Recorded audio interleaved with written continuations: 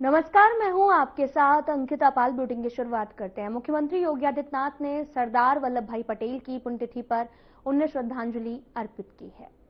साथ ही आधुनिक भारत के शिल्पकार लौह पुरुष सरदार वल्लभ भाई पटेल की पुण्यतिथि पर श्रद्धांजलि सभा का आयोजन किया गया, जिसमें मुख्यमंत्री योगी आदित्यनाथ ने कहा कि आज पूरा देश लौह पुरुष वल्लभ भाई पटेल को याद कर रहा, देश के प्रति उनकी सेवाओं के लिए कृतज्ञता व्यक्त कर रहा है। आज महापरिनिर्वाण दिवस है। मैं सबसे पहले लौह पुरुष सरदार वल्लभ भाई पटेल जी की पुण्य स्मृति को नमन करते हुए उनकी इस पावन पुण्यतिथि पर उत्तर प्रदेश सरकार और उत्तर प्रदेश की जनता जनार्दन की ओर से उन्हें विनम्र श्रद्धांजलि अर्पित करता हूं।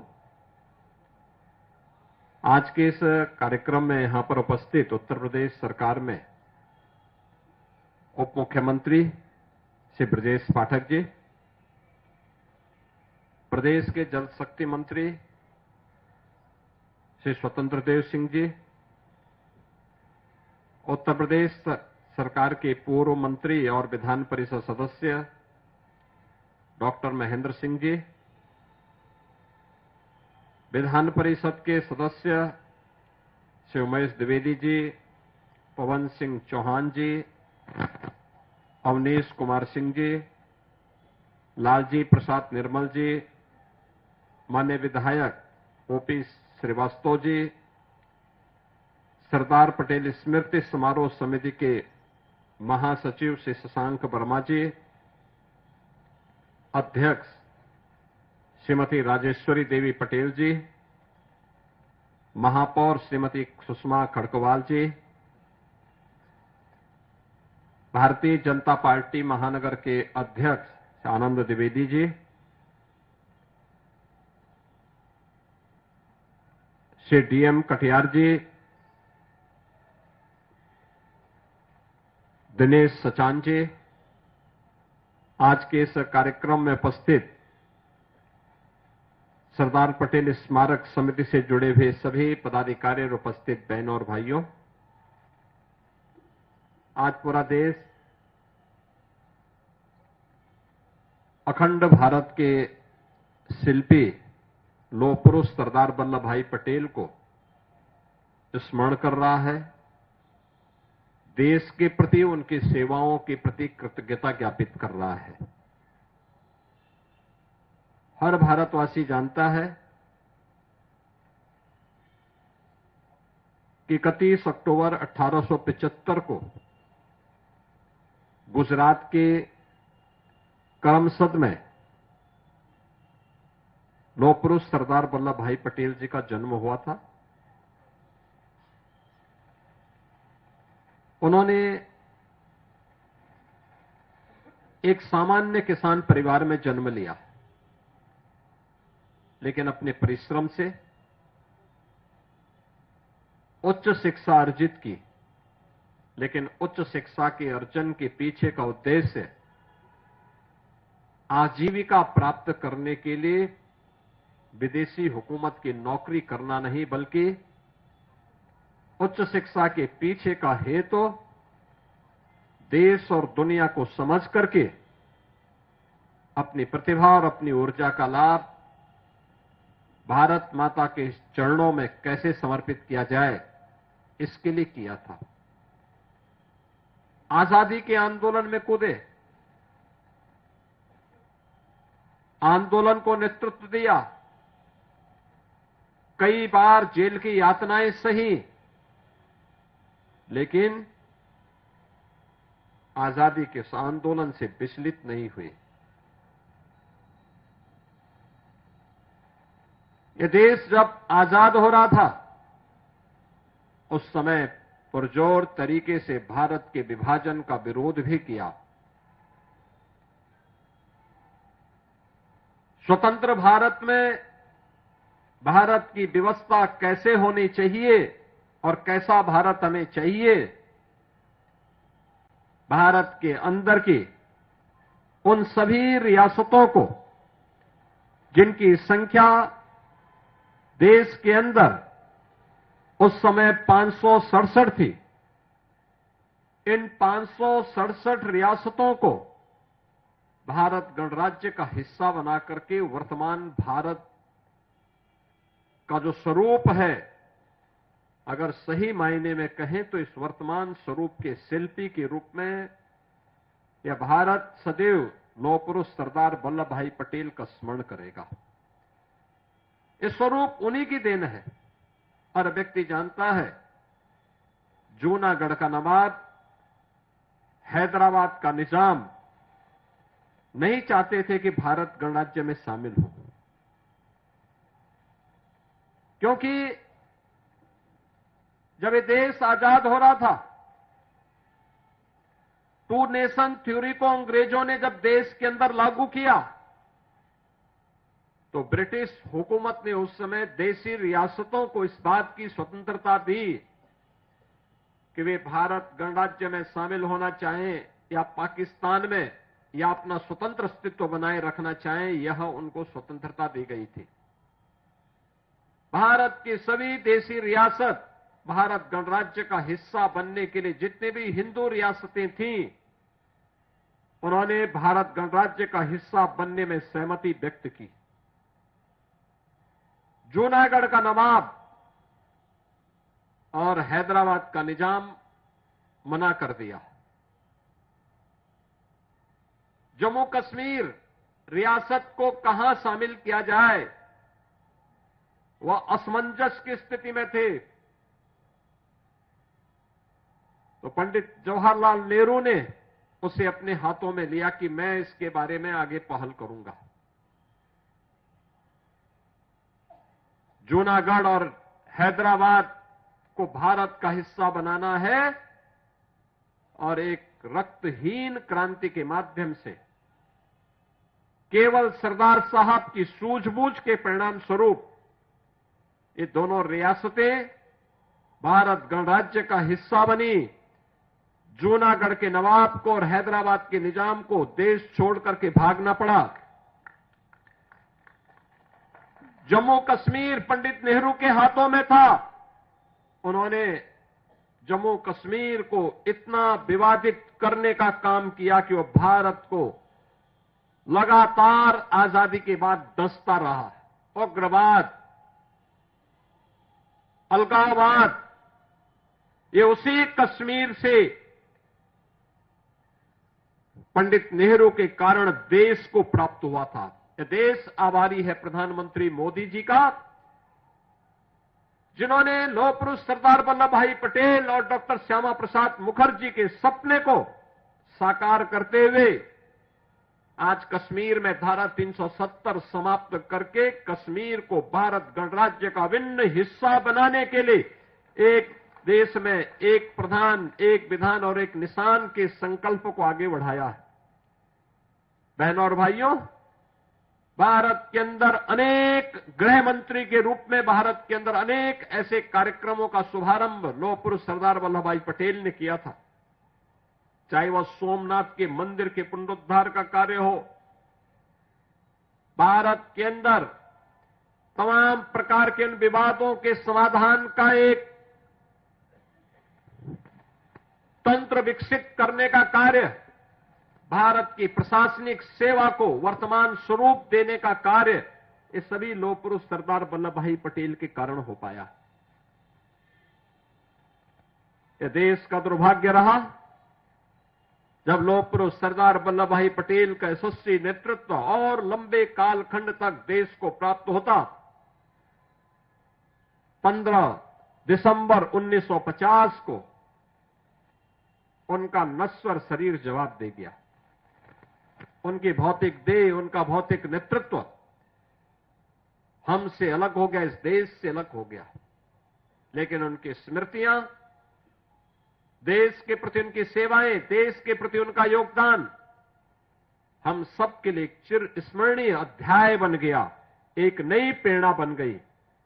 आज इसीलिए हर भारतवासी जब भी लौह पुरुष सरदार वल्लभ भाई पटेल का नाम आता है, बड़ी श्रद्धा के साथ, बड़े सम्मान के साथ भारत माता के इस महान सपूत के प्रति अपनी कृतज्ञता ज्ञापित करने के लिए सदैव तत्पर रहता है। आज उनका पावन पुण्यतिथि है। मैं इस अवसर पर उत्तर प्रदेश सरकार, उत्तर प्रदेश की जनता की ओर से लौह पुरुष सरदार वल्लभ भाई पटेल जी की स्मृतियों को नमन करते हुए विनम्र श्रद्धांजलि अर्पित करता हूं। धन्यवाद। जय। फिलहाल यहां रुकते हैं छोटे से ब्रेक के लिए।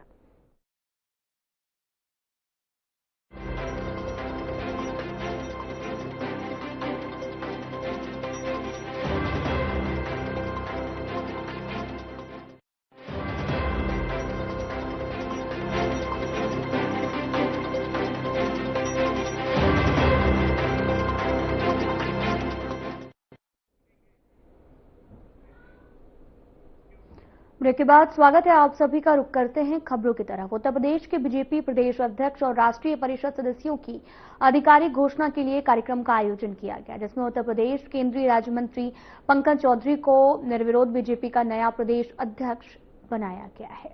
कार्यक्रम के दौरान मुख्यमंत्री योगी आदित्यनाथ ने क्या कहा, सुनाते हैं आपको।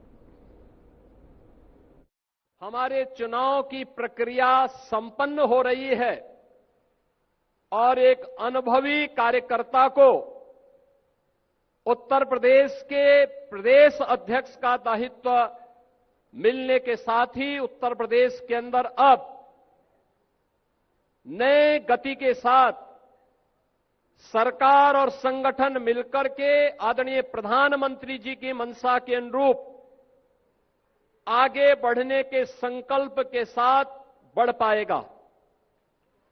बहनों और भाइयों,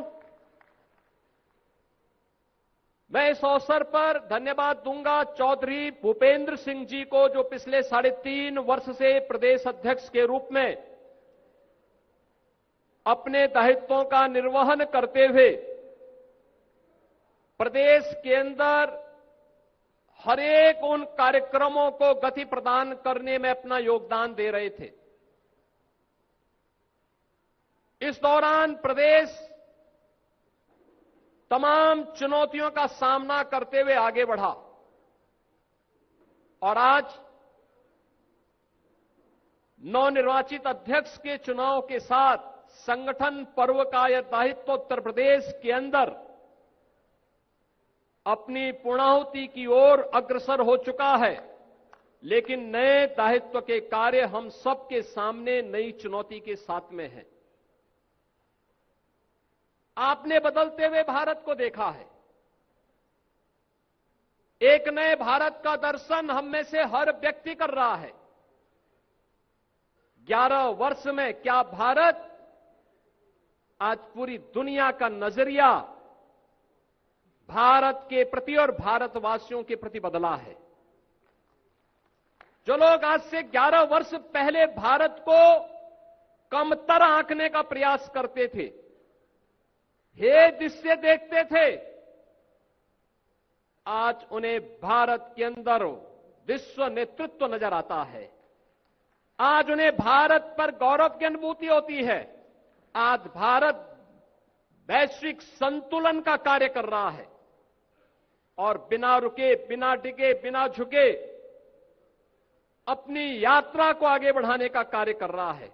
और ये हमारा सौभाग्य है, इस नए भारत को पिछले 11 वर्ष से अधिक समय से दुनिया के सबसे यशस्वी नेता आदरणीय प्रधानमंत्री के रूप में श्री नरेंद्र मोदी जी का नेतृत्व और मार्गदर्शन प्राप्त हो रहा है। उत्तर प्रदेश के अंदर पिछले 8 8.5 वर्ष के अंदर जो कुछ भी परिवर्तन हम करने में सफल हुए हैं, यह आदरणीय प्रधानमंत्री जी का मार्गदर्शन और नेतृत्व ही है। डबल इंजन सरकार की डबल स्पीड की ताकत है। एक एक कार्यकर्ता की मेहनत और परिश्रम का परिणाम है कि उत्तर प्रदेश के बारे में जो परसेप्शन था, उस परसेप्शन को हमने दूर किया। बीमारू राज्य के धब्बे से उत्तर प्रदेश को मुक्त करके रेवेन्यू सरप्लस स्टेट के रूप में उत्तर प्रदेश को दुनिया के सामने, देश के सामने स्थापित किया। आज उत्तर प्रदेश दंगा मुक्त है, माफिया मुक्त है, अपराध मुक्त है, आज उत्तर प्रदेश टूरिज्म का, इन्वेस्टमेंट का देश के बेहतरीन राज्यों में से अपने आप को एक साबित कर सकता है और बेधड़क उत्तर प्रदेश के अंदर उस प्रकार के निवेश आए हैं, आ रहे हैं। कोई कल्पना कर सकता है कि केवल उत्तर प्रदेश में इन 8.5 वर्ष में 9.25 लाख नौजवानों को सरकारी नौकरी बिना भेदभाव के प्राप्त हुई है। 1.5 करोड़ से अधिक नौजवानों को परंपरागत उद्यम में उन्हें नौकरी के साथ और रोजगार के साथ जोड़ने का और जो कार्य निवेश का, सुरक्षा और कानून के राज में बेहतर तरीके से आगे बढ़ा है। 15 लाख करोड़ रुपए से अधिक के निवेश की योजनाएं जमीनी धरातल पर उतरी हैं और 6 लाख से अधिक की परियोजनाएं हमारे पास वर्तमान में तैयार है, जिसका हमें ग्राउंड ब्रेकिंग की तैयारी करनी है, जिसको लेकर के हम आगे बढ़ रहे हैं। मैं इस अवसर पर केंद्रीय उद्योग और वाणिज्य मंत्री माननीय श्री पीयूष गोयल जी का हृदय से धन्यवाद करूंगा कि आदरणीय प्रधानमंत्री जी, आदरणीय रक्षा मंत्री जी, आदरणीय गृह मंत्री जी, आदरणीय राष्ट्रीय अध्यक्ष जी के नेतृत्व में प्रदेश के विकास की जिन योजनाओं को आगे बढ़ाने के लिए जब भी हमने माननीय पीयूष जी से सहयोग और समर्थन मांगा, वे देश के अंदर या दुनिया के अंदर कहीं भी रहे होंगे, उत्तर प्रदेश के प्रस्ताव को उन्होंने तत्काल कहा कि ये होना है। जैसे हमने कहा उत्तर प्रदेश के अंदर 1 डिस्ट्रिक्ट 1 प्रोडक्ट की योजना हम आगे बढ़ाए हैं। हमारे पास एक कमी है। उन्होंने कहा आप बताइए। मैंने कहा हमें एक पैकेजिंग इंस्टीट्यूट चाहिए। उन्होंने कहा आप घोषणा कर दीजिए, ये मान के चलिए कि हो गया। और बहनों और भाइयों, मुझे प्रसन्नता है बताते हुए लखनऊ में भारत सरकार ने अपना पैकेजिंग इंस्टीट्यूट स्वीकृत ही नहीं किया, उसका सत्र भी प्रारंभ हो गया है। उत्तर प्रदेश अपने उद्यमियों के लिए उनकी प्रोडक्ट को शोकेसिंग कर सके, दुनिया के बाजार में पहुंचा सके। हमारे मन में आया कि हम क्या उत्तर प्रदेश ग्लोबल मीट का कोई आयोजन हम कर सकते हैं? कोई ऐसा आयोजन हो जाए जहां उत्तर प्रदेश के प्रोडक्ट को हम शोकेसिंग कर सकें। तो ट्रेड शो कोई ऐसा हो। मैंने माननीय पीयूष जी से चर्चा की। उन्होंने कहा चिंता मत करिए। पहले वर्ष उन्होंने कहा कि मैं कम से कम 500 फॉरेन बायर अपने खर्चे पे भेज रहा हूं यूपी में। यूपी के लोग अपना वो लगाएं, खरीदारी करने की जिम्मेदारी हमारी, दुनिया के मार्केट में पहुंचाने की जिम्मेदारी। और बहनों और भाइयों, आज हर वर्ष सितंबर माह में उत्तर प्रदेश का सूक्ष्म लघु उद्यम विभाग उत्तर प्रदेश के अंदर बने हुए हर प्रोडक्ट को हम लोग ग्रेटर नोएडा में इंडिया एक्सपो सेंटर में UP trade international trade show का आयोजन करते हैं और इतना लोकप्रिय हुआ है। इस बार भी मैंने उनसे अनुरोध किया, वो दुनिया में अपने भारत के कार्यक्रमों की दिशा से व्यस्त थे, तब भी वे उसके कार्यक्रम में आए। आदरणीय प्रधानमंत्री जी ने उद्घाटन किया और माननीय पीयूष जी ने उसका समारोप किया और आए, और उसमें लगभग 11,000 करोड़ रुपए के प्रोडक्ट उत्तर प्रदेश से दुनिया के मार्केट के लिए बुक हुए। ये सारा पैसा उत्तर प्रदेश के व्यापारियों को, उत्तर प्रदेश के उद्यमियों को प्राप्त हुआ। यह कार्य तब हो पाया, राजनीतिक स्थिरता थी, सुरक्षा का बेहतर माहौल था, आदरणीय प्रधानमंत्री जी का और केंद्रीय नेतृत्व का भरपूर सपोर्ट था, और उसके बल पर डबल इंजन सरकार की सामर्थ्य और शक्ति के बल पर आम जनमानस के लिए 17 के पहले जो प्रदेश उपद्रवग्रस्त था, आज उत्सव पर्व के रूप में उत्तर प्रदेश में मनाया जा रहा है। कोई सोचता था 17 के पहले कि अयोध्या में श्री राम जन्मभूमि पे भगवान राम लला का भव्य मंदिर बनेगा, अयोध्या दुनिया की सुंदरतम नगरी बनेगी। आज तो कोई हमारी अयोध्या पे प्रश्न नहीं उठाएगा। आज कोई राम भक्त पर उंगली नहीं उठा सकता, नहीं उठा सकता। 17 के पहले जब भी कोई भाजपा का कार्यकर्ता, विचार परिवार का कोई कार्यकर्ता कहता था रामलला हम आएंगे, मंदिर वहीं बनाएंगे, लोग कहते थे अरे देखो ये सब इनका ऐसे ही नारा है। लेकिन क्या आज कोई प्रश्न उठा सकता है क्या? आज तो मंदिर बन गया ना, दुनिया का सबसे भव्य मंदिर बन गया है। और पहली बार हुआ है अयोध्या धाम में स्वयं आदरणीय प्रधानमंत्री जी पधारे। उन्होंने श्री राम जन्मभूमि के भव्य मंदिर के शिलान्यास का कार्यक्रम भी किया। प्रधानमंत्री जी ने 500 वर्षों के बाद रामलीला को अयोध्या में भगवान राम के अपने भव्य मंदिर में विराजमान करने का काम भी किया। और अभी 25 नवंबर को रामलला के भव्य मंदिर में धर्म ध्वजा के आरोहण करने के लिए भी स्वयं प्रधानमंत्री जी पधारे। भारत की विरासत को गौरव के साथ दुनिया के अंदर आगे बढ़ाने की उस अभिव्यक्ति का ये प्रतीक है जो हर भारतवासी के लिए प्रधानमंत्री जी बार बार कहते हैं अपनी विरासत पर गौरव की अनुभूति करो। वही विरासत है। काशी में काशी विश्वनाथ धाम हो, मिर्जापुर में मां बिंदुवासिनी का धाम हो, या फिर सीतापुर में नेमिष तीर्थ के पुनरुद्धार का कार्य हो, अयोध्या में श्री राम जन्मभूमि का हो, श्रावस्ती, कुशीनगर, कपिलवस्तु, कौशांबी या अन्य उन क्षेत्रों में भगवान बुद्ध से जड़े हुए तीर्थ स्थलों के पुनरुद्धार का कार्य हो, सारनाथ समेत उन सभी स्थलों के लिए जहां पर भी भगवान बुद्ध से जुड़े हुए तीर्थ स्थल मौजूद हैं। पश्चिम में सुख तीर्थ हो जो पहली भागवत भूमि के रूप में है, या मथुरा, वृंदावन, बरसाना, गोकुल, गोवर्धन, इन सभी तीर्थों के वैश्विक मानचित्र पर पुनर्स्थापना का कार्य आज प्रभावी ढंग से डबल इंजन सरकार उसी प्रभावी तरीके से आगे बढ़ाने का काम कर रही है। बहनों और भाइयों,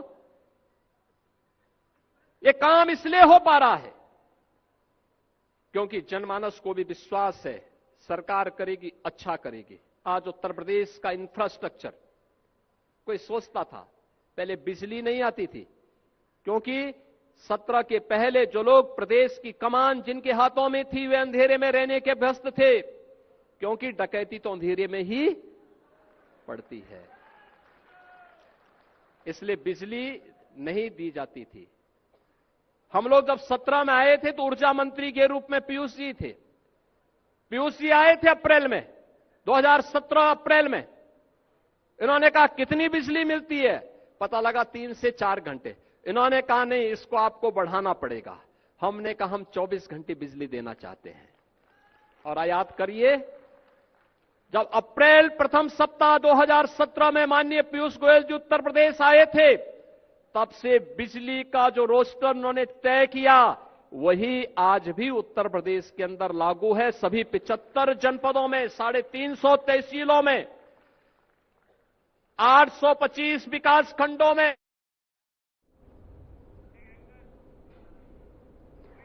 फिलहाल बुलेटिन में इतना ही। नमस्कार।